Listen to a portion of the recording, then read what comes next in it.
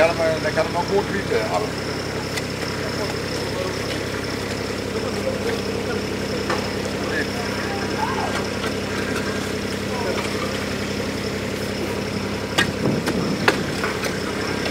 Hier, een meerling, zie je dat? Ik draait dat. Hier moet je terughouden, dat kan niet. Nee. Maar het is leuk.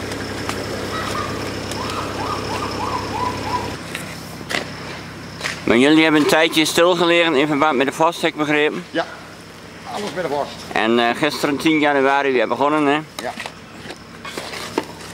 En mijn hond nog in het werk niet. Nee, nee. Maar de eerste huishoudens, wanneer komen die nou op de glasvezel? De eerste huishouding, ja, dat is een goede vraag.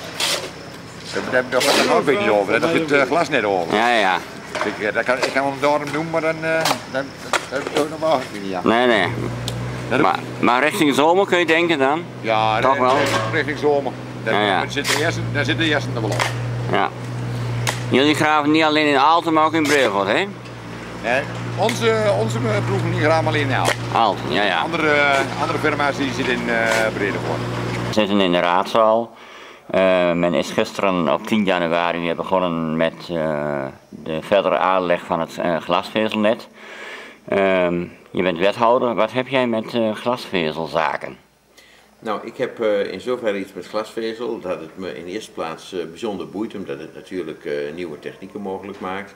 Maar vanuit mijn portefeuille heb ik ermee te maken omdat openbare werken en groen onder mijn portefeuille valt. En het is ook van oudsher een onderdeel dat altijd in de portefeuille economische zaken heeft gevallen. Want met glasvezel zijn we in Aalten eigenlijk al heel lang geleden begonnen. Alleen toen was het met name voor bedrijven en op de industrieterreinen. Dus vanuit dat oogpunt is de glasvezel oorspronkelijk altijd in de portefeuille van de wethouder economische zaken terechtgekomen. En dat is zo gebleven, dus ik mag me er nog steeds mee bemoeien. Nu is het glasvezelnet bedoeld voor de burger. Wat voor voordelen biedt ons dit allemaal? Dat ligt er een beetje aan wie je bent en wat je doet met allerlei zaken. Maar voor de meeste mensen is glasvezel ja, eigenlijk toch wel iets waarmee je een heleboel nieuwe technieken in huis kunt halen. En dat is voor de jongelui is dat je bijvoorbeeld met je computer veel sneller films kunt downloaden. Dat je ook als je zelf wat op het internet of anderszins wilt versturen met je computer, het zogenaamde uploaden, dat je dat veel sneller kunt. En zo zitten daar een aantal voordelen aan. Mensen die televisie kijken, die kunnen nieuwe diensten op hun televisie krijgen. Nu moet je nog steeds dan weer naar je computer om uitzending gemist te raadplegen. Maar wanneer je de nieuwe technieken van de televisie in huis hebt via de glasvezel, wat overigens ook met de oude technieken al voor een deel kon, dan kun je dus wat dat betreft hele andere dingen gaan doen. En dan heb je natuurlijk nog een hele andere groep mensen die misschien nu wel helemaal geen computer thuis hebben.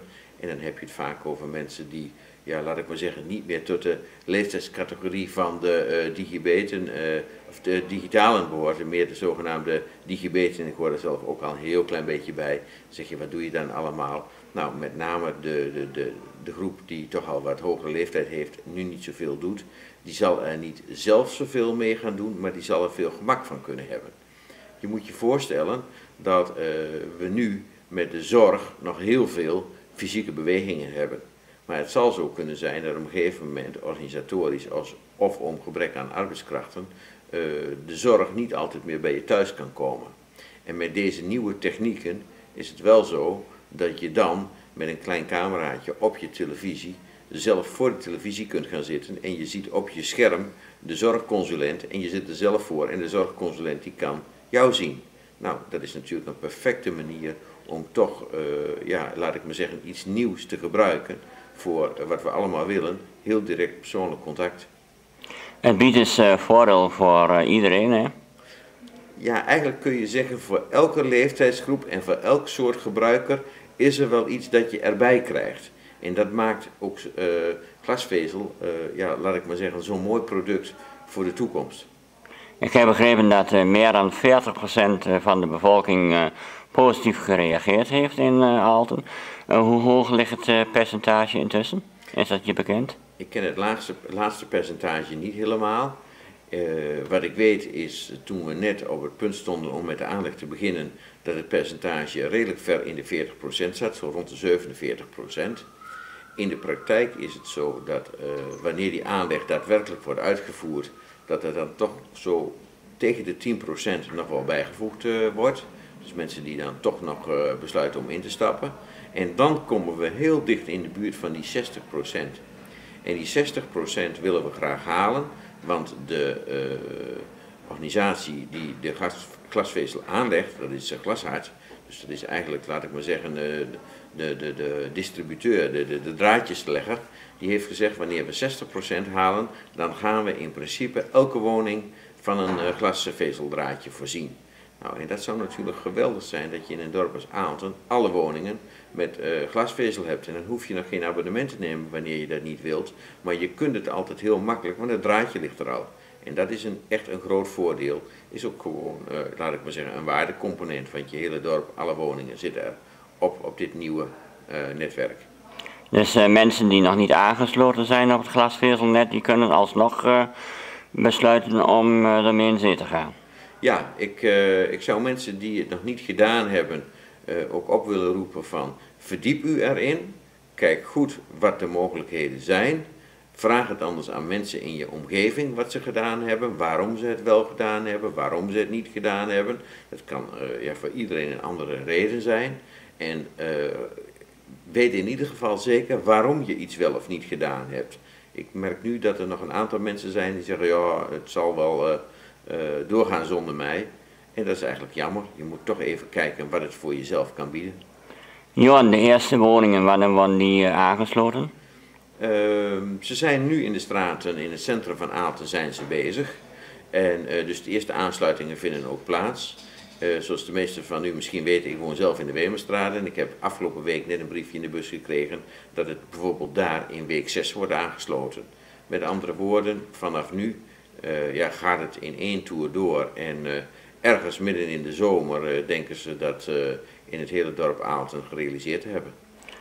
Niet alleen Aalten wordt aangesloten, ook Bredevoort, hè, heb ik begrepen. Ja, het was zo dat toen wij benaderd zijn door Reggefiber, de moedermaatschappij van Glashart, die dat uitvoert, dat wij gezegd hebben, wij willen graag meedoen, wij willen dat graag in Aalten hebben.